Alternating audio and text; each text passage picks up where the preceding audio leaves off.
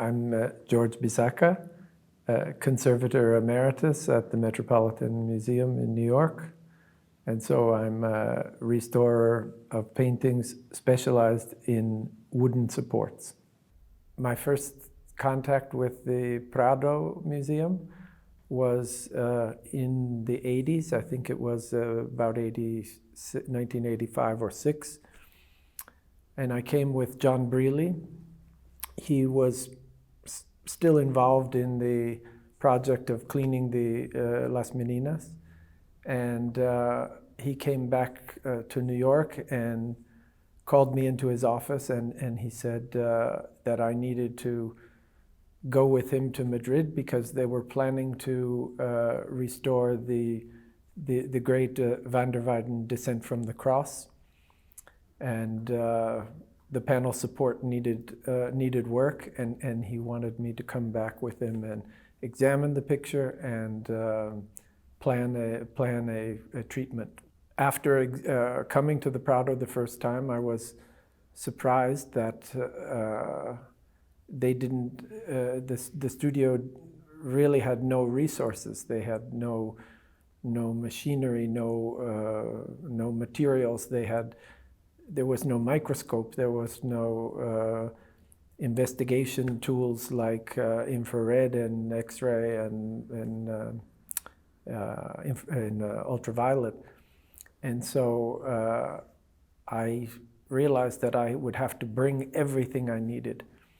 And so I went back to New York, and then in either 1989 or 90, I came back to begin the treatment.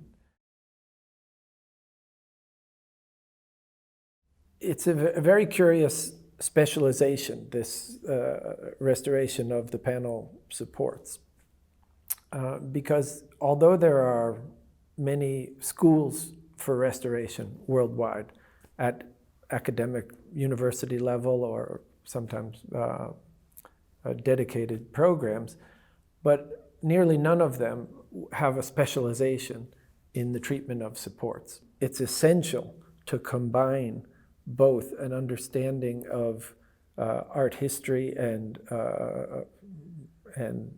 sort of the philosophy of painting.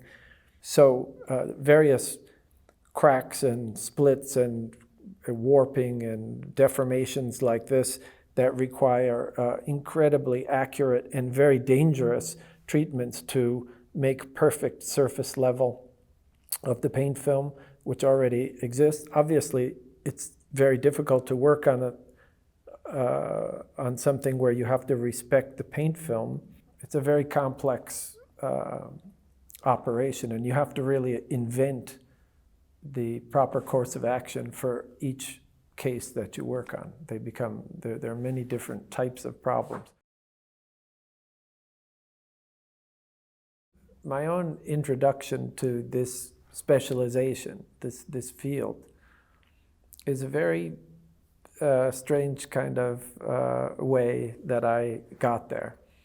I was an English literature major in university, and curiously enough, I was just taking Italian as a foreign language. So I decided to do my third year of university in Florence. Once I was in Florence, I got so captivated by the city and the art that was there, and it took over my life in a lot of ways. And I went back after a year.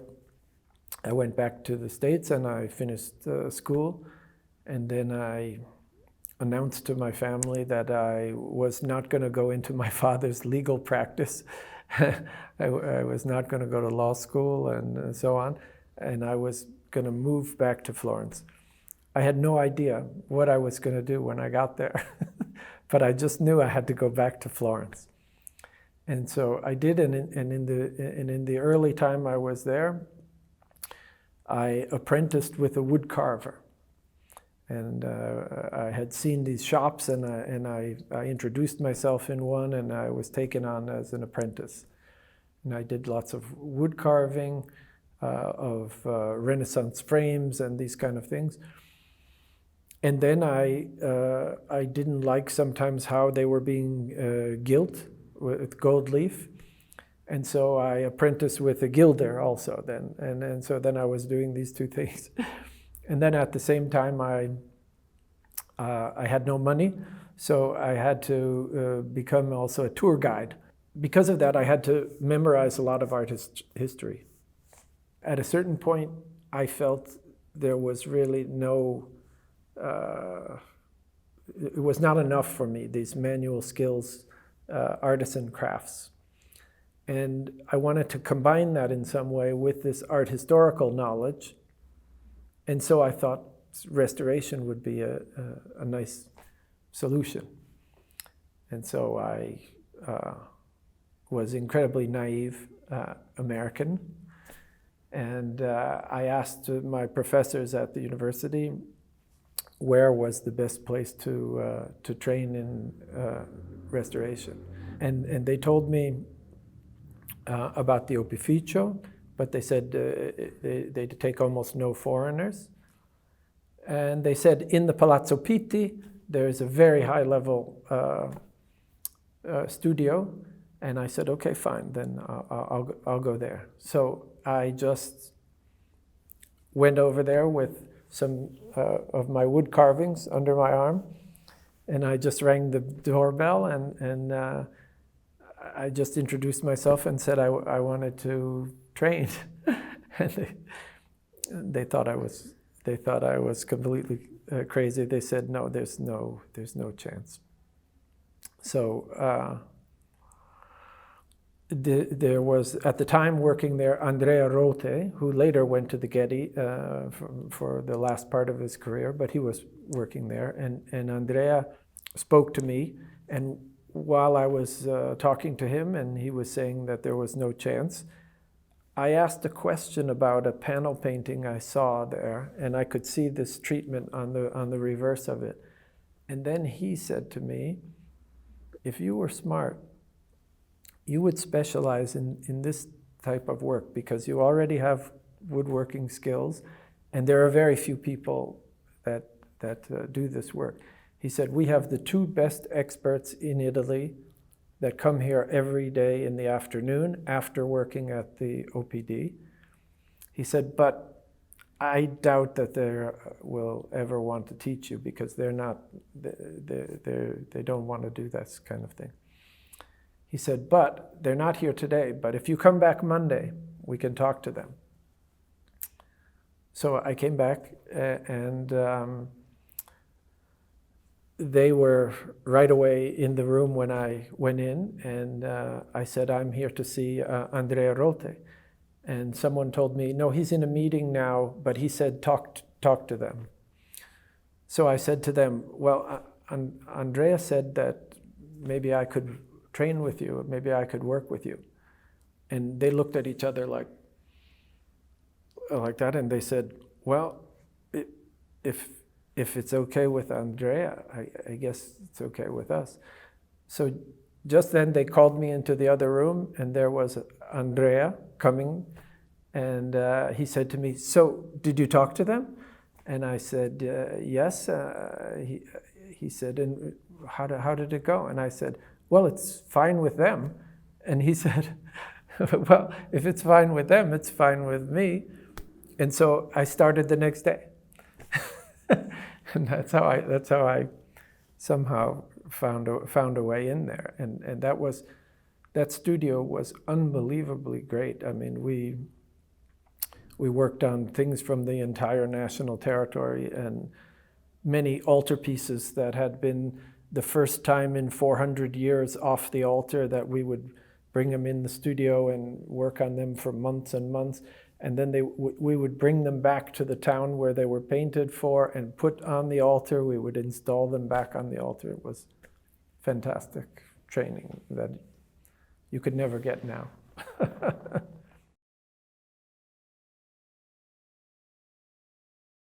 After some years in the Palazzo Pitti, every time an American restorer would come through Italy and maybe come and visit the studio, mostly because Andrea Rote was there, Andrea had told John Brealey about me, about working there. And so one day I was in the studio and the phone rang and someone called me and said, George, it's for you, it's from New York. And I picked up the phone and it was John Brealey. And he just introduced himself. And he said, look, I want to talk to you. We're going to send you an airplane ticket and have you come to New York for a week, if you agree, so that we can talk. And so I flew to New York and I spoke to John over a course of a few days, and he said, okay, fine. We want to hire you. We want to create a position for you because it's never existed in the Metropolitan in 120 years. And but he said, it's going to take me time to have the position created in the structure of the museum. And he said, so in the meantime, I want you to go back to Italy for one more year, and if there's some area that you feel you're deficient in, you can get better training in that. And so I did. I went back, and the Metropolitan paid me just to be able to live there anyhow, so that I could train some with machinery and some specialized tools that I had little experience on. So I did that for a year, and then I moved to New York.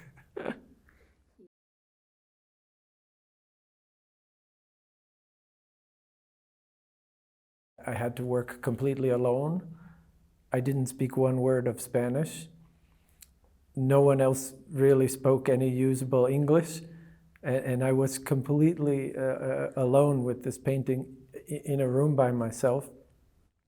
I had to, in New York, I had to have 2 enormous crates built and filled them with everything I needed, including clamps and saws and chisels and gouges and every kind of material, even adhesive tape, good quality adhesive tape I couldn't find. And so I shipped all those things to Madrid to begin the treatment. The picture was already separated into various parts, but it was held together on the reverse by cross pieces. And I remember having taken the picture apart into 3 or 4 pieces, and it was shocking to see it. One piece leaning against the wall over here, and another piece over there, and this great masterpiece taken apart like that. I was terrified myself of working on the thing.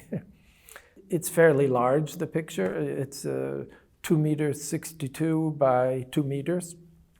And so I needed help. I needed help moving it around. I needed help to make some temporary wooden pieces to clamp certain parts temporarily and so on. And I needed help. They told me that there was someone in the carpentry shop, which is in the basement of the museum. They said that there was someone there that could help me. And that was my first meeting with José de la Fuente. I explained to him various things I needed to have done, and even though he didn't speak one word of English, and of course I didn't speak Spanish, but somehow we understood each other very well. And I could see right away that he was very capable. He had had excellent training in woodworking.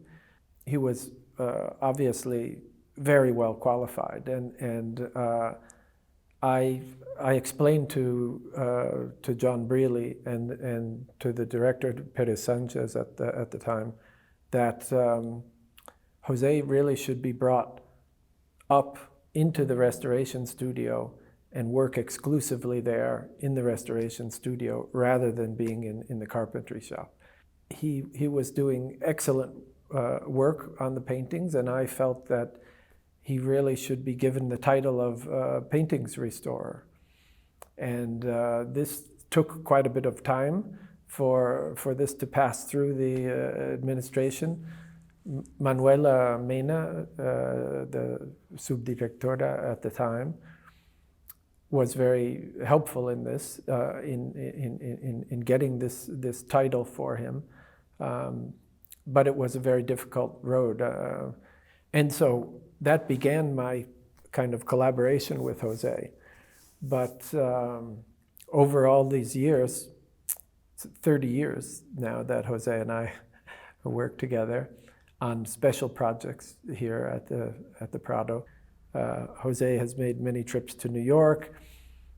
We have consulted together on many things worldwide. In Vienna, we worked on Rubens' Stormy Landscape, Caravaggio, David with the Head of Goliath. In London for the Courtauld, we were at the National Gallery working on a large Botticelli Trinity, many things like this. And then for the Getty Panel Paintings Initiative, we consulted on the Ghent altarpiece and projects in Brussels and in New York and in Krakow and in Vienna and various places. So we have quite a history. And of course, along the way, we've become really close friends. So it was a great good fortune for the museum to be able to just bring him in from their own staff.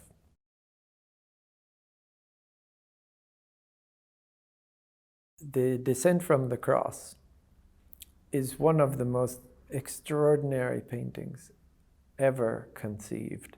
It's a challenge to sculpture because the picture is imitating the kinds of sculptural altarpieces that you had in the north that are made in a box.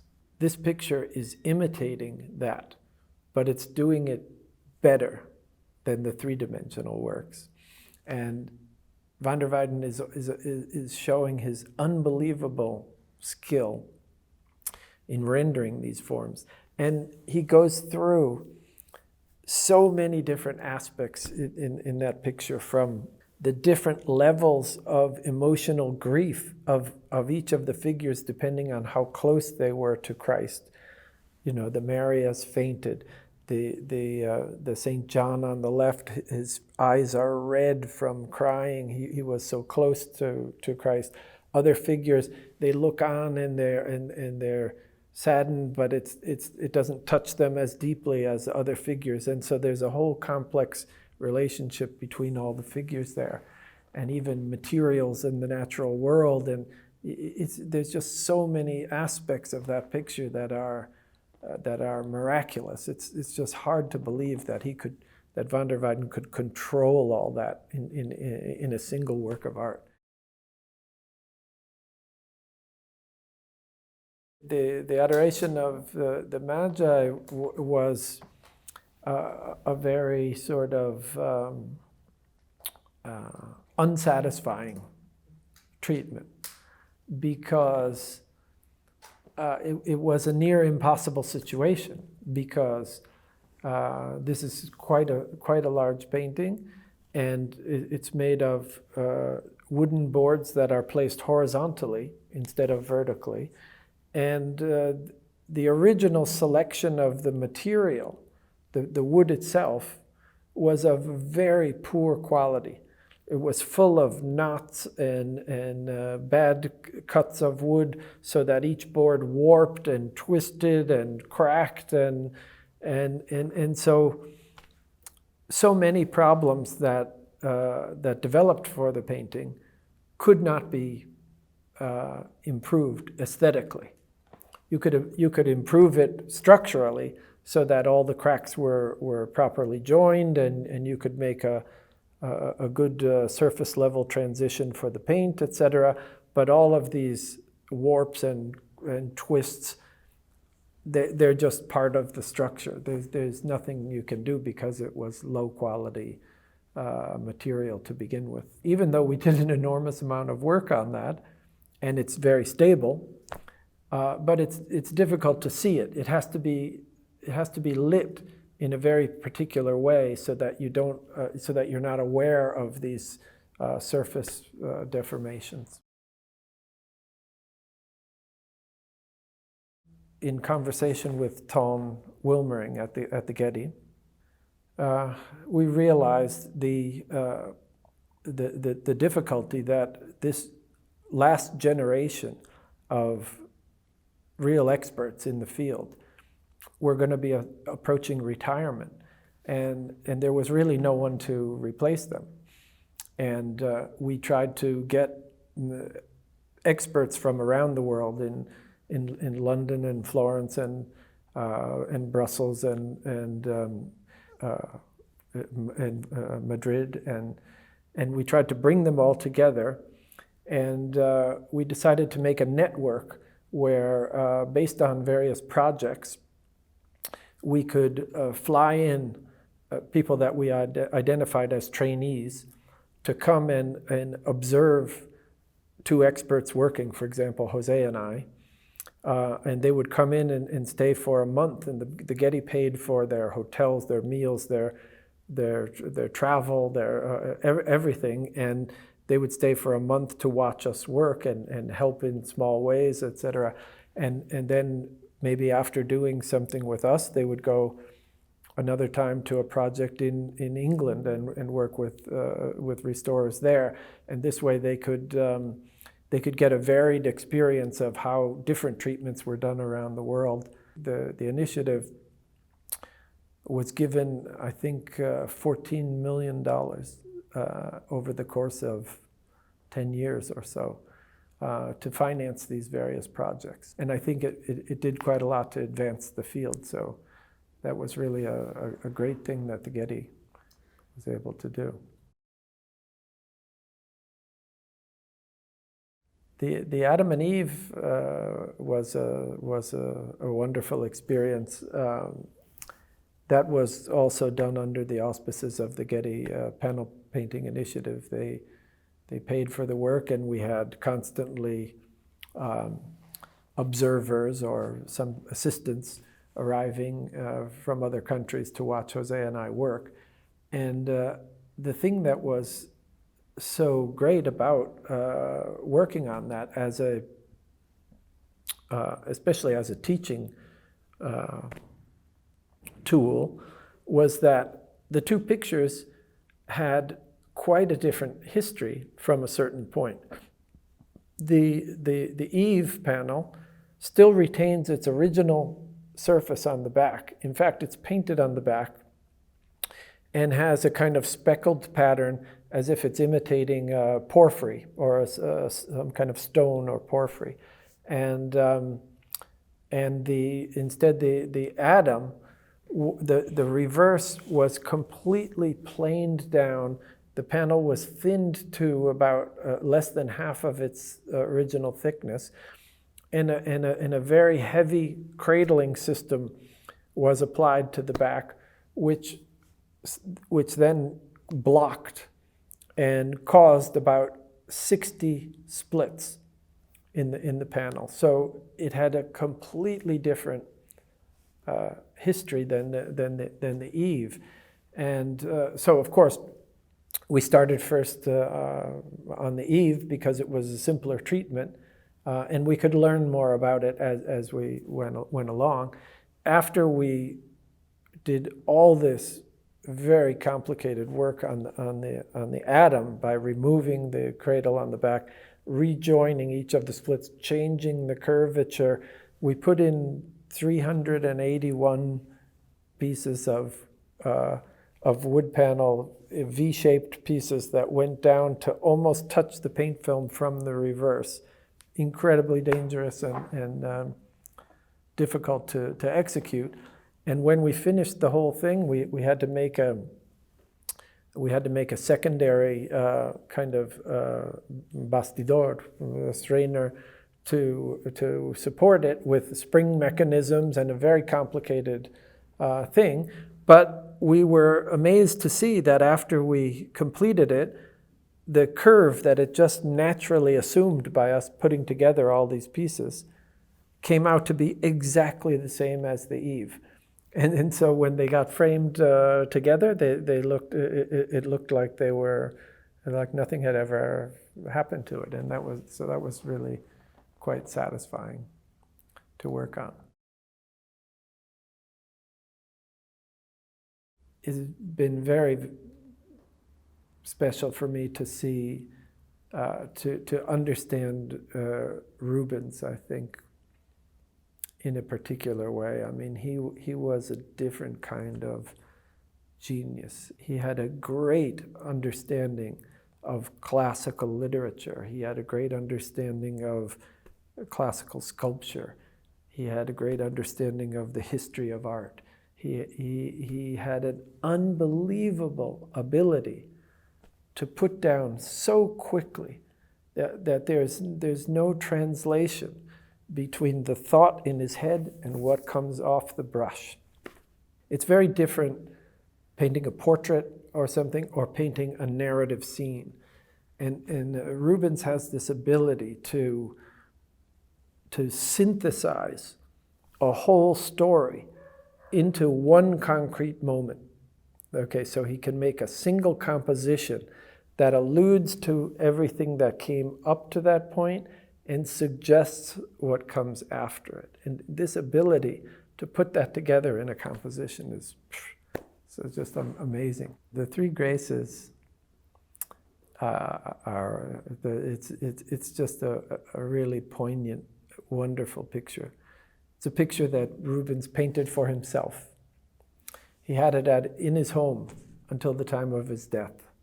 Even though it's a mythological subject and it's a grand subject from classical times, it's also incredibly intimate because the Grace on the left is his wife, his young wife. And the one in the middle has her arms out and she is touching both of the other two. And what's happening is the figure on the right, I believe, is Rubens's first wife who died. And he loved both of them. And what's going on in the picture is he's introducing his deceased wife to his other wife. So at the same time, you have this incredibly monumental picture and at the same time, very intimate picture. And there's so many aspects of it that I love. He painted the picture first so that all three figures fit within a few centimeters of the edges. But it was too crowded, and he added a piece on the left, and he added a piece on the top, and he added a piece on the right, so that it gave it more space. It gave it the landscape. And so because he had it at home, he could look at it often, and he always found ways to improve it. And so that's a really special picture for me. After Jose and I completed the treatment of the Three Graces, they were going to put a new frame on it. It had a kind of late 19th, early 20th century big gilt frame on it, and it was just wrong for the picture. And the Prado was really not used to the idea of framing a major work of art with a more simple, uncarved border that was not even gilded, maybe. This idea was too foreign to them. They were so used to Spanish Baroque painting that had carved and gilt frames, quite ornate. And there was almost a perception that the more gilding and ornate ornament, the more important the picture was. And so I got lots of photographic reproductions of 17th century paintings of collections in the Netherlands, which showed very narrow black frames with gilt borders, and I went to Čeka to argue the case that no, we really need to put on a much simpler frame on this. That we could scale up the proportions because it had to hold the wall in an enormous grand gallery at the Prado, where instead it was in a very intimate situation in Rubens's own house. But that's what it called for. And so he allowed myself and Timothy Newberry in London to design and make the frame. Timothy Newberry made the frame. And we even made the frame slightly curved to fit the warp that the painting had developed, so that it fit right in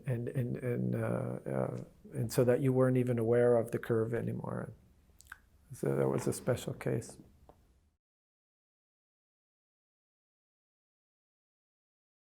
The bozzettos for the Triumph of the Eucharist, for many years that I was coming here, there was always talk about working on those pictures because they had so many problems, so many cracks, and so and as you know, they all had these additions around the perimeter that were not original to Rubens. They were added, I think, in the 18th century. And so the idea was always, do we leave those additions because they have a certain historical importance, or do we remove them and only deal with the Rubens pictures? And so no one really took the decision to go ahead with the treatment until these recent ones. And Jose and I agreed that no matter what the solution was, we had to remove the additions because they were causing so much of the damage. And we ended up doing it in a way that that allows an option. We took the frames that it had, the kind of Mengs designed frames, and the additions, and we joined the additions together so that the frame and the additions are now in storage, and just the Rubens panels themselves have new frames on them. But if at some later time they want to have some kind of didactic exhibition about the history of those pictures, they can always take the paintings and set them back into the framed additions, so that it can be exhibited temporarily, even in that situation, or take them out. So we left both options available, but those were very, very difficult pictures to work on. I think Jose will say also that that was some of the most difficult ones that we had done because the original wood was thinned down to about, in some cases, 3 or 4 millimeters, 4 millimeters thick. And so they were incredibly fragile and had certain curvatures. And so designing structures that could support them and still allow them to expand and contract with humidity changes and so on, this was a particularly difficult group to work on. It's an enormous picture. When we took it off the wall with 20 people helping and machinery, we weighed the picture with the frame, and it weighed 558 kilos. So out of the frame, it weighed about 300 kilos. The picture had, of course, a very strange history because it was mostly painted in Italy. Little is known about it, but it seems that it may have been painted some in Rome or possibly Naples. And then there's evidence that it may have been moved to the island of Ischia, where Penny maybe finished the picture. It's not known exactly if bringing it to Ischia or bringing it to Madrid is when they made the decision to cut it in half across the middle, because it was so big and so heavy that in order to transport it, they decided to cut it in half. So when it was rejoined, they didn't do a perfect job, and so there were some level differences on the front. Because the boards are so thick, they're 4 centimeters thick, so you don't have any chance of changing the curve that they have.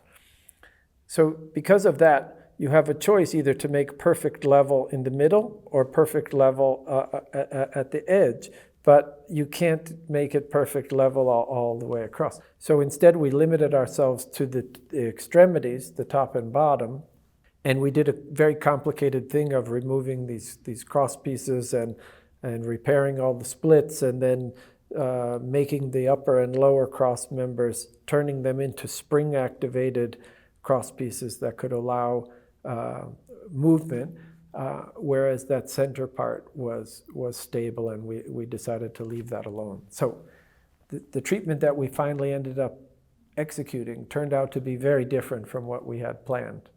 But this is one of those cases where you have to just let the work dictate what it needs. You know, obviously you're not always working on the greatest masterpiece, but the great paintings, you remember every bit of it. And it's kind of funny, like anytime still now that I'm going to work on something that's of such high quality, the first day or two, I can't touch it really. I have to pretend, I have to kind of get to know it a little bit.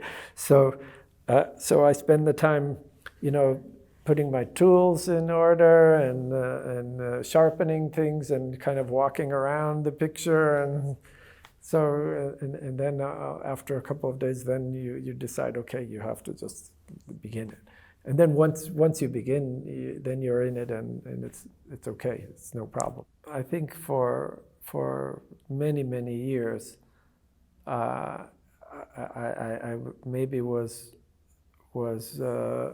very interested in executing the treatments and doing those treatments.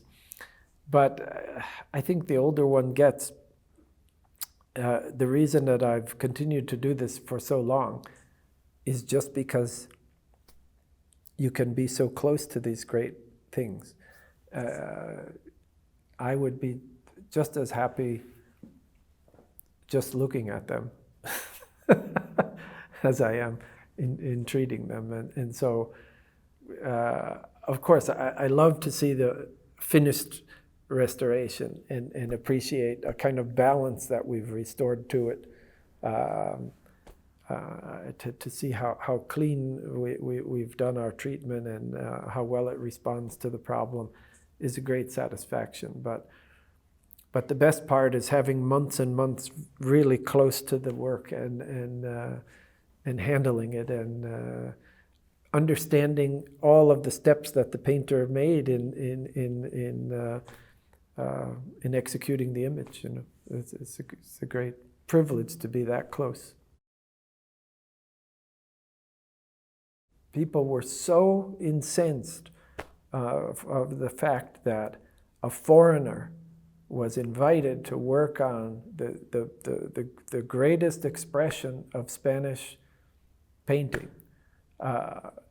People were furious, and in the press there would be terrible attacks on him all the time in the press.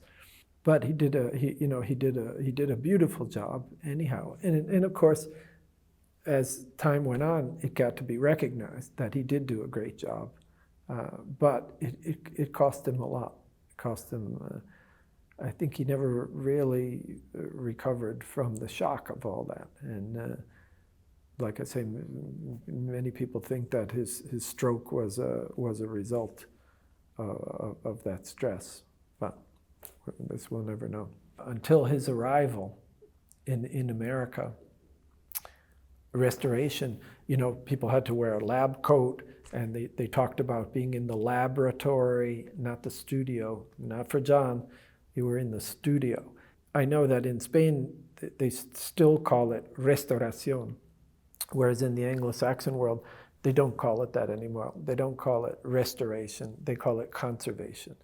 Because the idea that you can somehow restore something to some previous original state is ridiculous, because all the materials change over hundreds of years. And so it's more conserving what's there. So John was really, he was a gifted orator in that sense. And but he was also very confrontational. A lot of people in America were again. You were either a disciple or you were cast out. It was sort of one thing or another. And he could be a very difficult character too. But he was larger than life.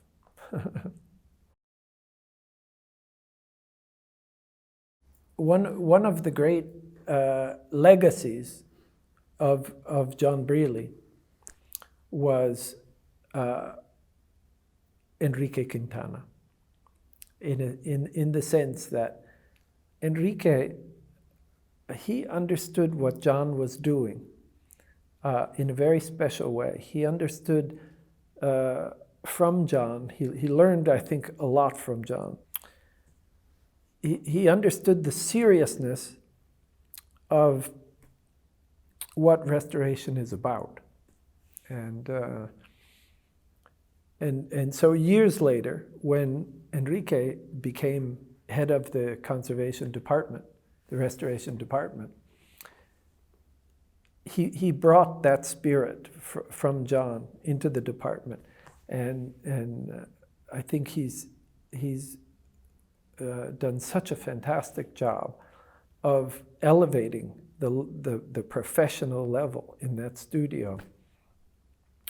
His knowledge of art history and his love of paintings is fantastic, and he knows his staff incredibly well.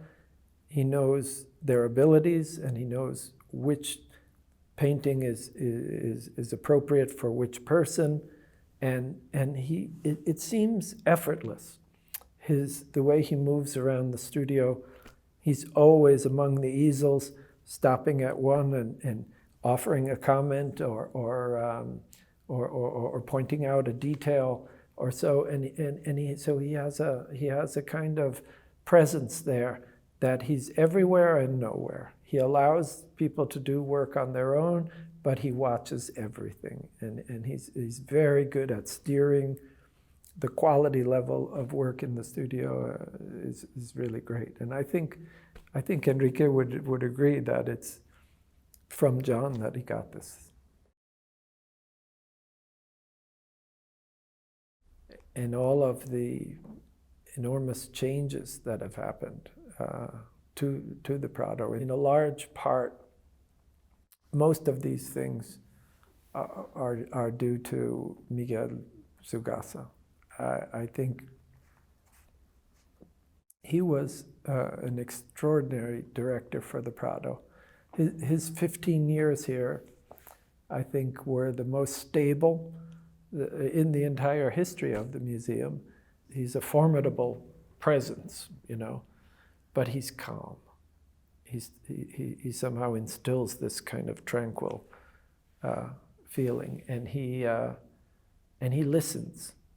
He listens to you. He gives you your full attention, his full attention, and he makes you feel as though what you have to say is important.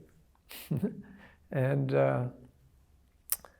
then, of course, he knows incredibly well how to implement a change or institute a practice. His knowledge of the political mechanisms and his contacts and so on, but he moves with a lightness of touch, so that he doesn't force, he doesn't push.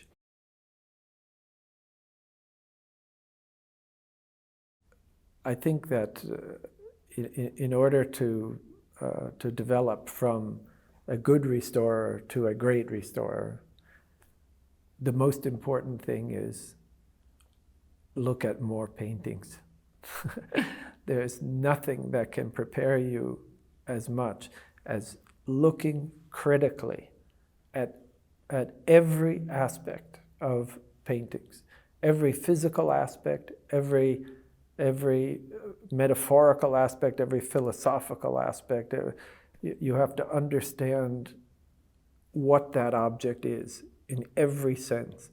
And that will, the more you understand about paintings and what they really are, the better qualified you are to tailor your intervention to be appropriate for that case. You want to do, of course, as little as possible to change the artwork. You want to, much of the work that we do is removing bad treatments from the past and letting the original speak. And I think that because there are no hard, fast rules about exactly the types of interventions that you can make, I think that the more that you understand the thing as a three-dimensional object in every sense, the better it qualifies you to make the right choices.